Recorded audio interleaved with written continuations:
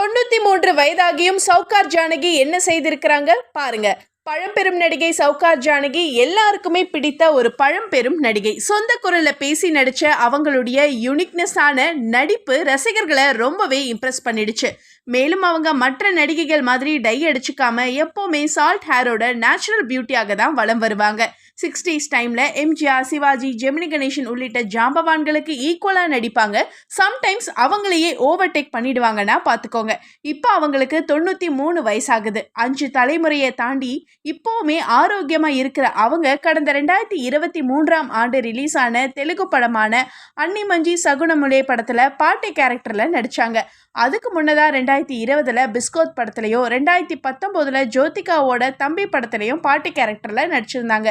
93 வயசாகியும் நல்ல நினைவாற்றல், சுறுசுறுப்பு, அழகுன்னு பட்டைய கிளப்புற சவுகார் ஜானகியை தொடர்ந்து பல படங்கள்ல கமிட் பண்ண பல மொழி